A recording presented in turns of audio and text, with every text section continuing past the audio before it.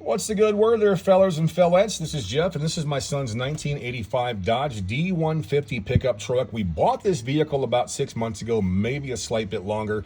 The gentleman who had the vehicle passed away, and we've done quite a few things to it. Ignition switch, I put LED headlights in, we've swapped out the tail lights, put a new alternator in it, a bunch of other things that were needed because the truck had sat for so long. And the gentleman pretty much jury-rigged a bunch of stuff together. But now I'm finding out that the headlights work fine, but the dash lights don't work at all. And so I had to do some research on it and couldn't find anything. So I became a contortionist and went under the dash to figure it out. So in the Ram Chargers and the Dodges, you're gonna come across this cover pretty much just like that, right? That cover right there, okay? And the headlight yoke is gonna come out of here, and behind that is going to be the headlight assembly. So once you get those three screws out, there's one here, and there's one up here, you still cannot get the headlight assembly out.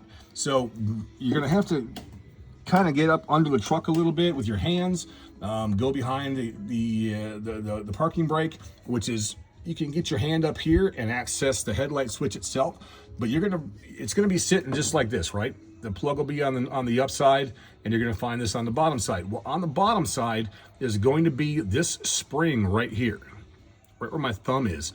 Depress that spring and the yoke will pop right out, and then you're good to go.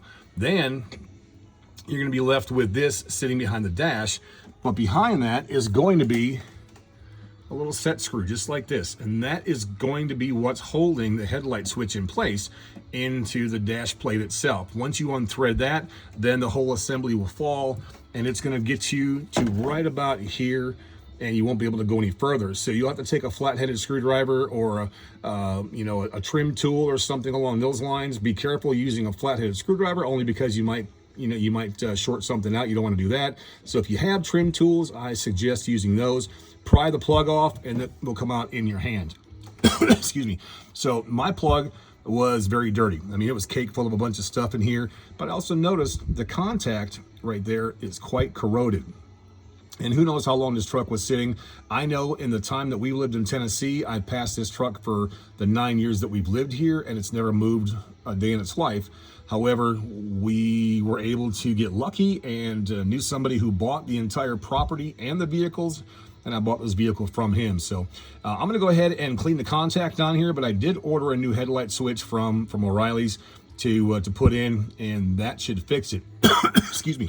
I did apply power to that contact right there, and the dash lights did come on, but I'm gonna go ahead and clean the contact and see if that makes a difference. If it does not, then I'm gonna have to figure out why I don't have power going to the plug. But as of right now, if I get that contact clean and I've got lights on the dash, then I think we're gonna be in for business. And then you can just repeat the process, put it back in with the set screw, plug it back in, and you're good to go.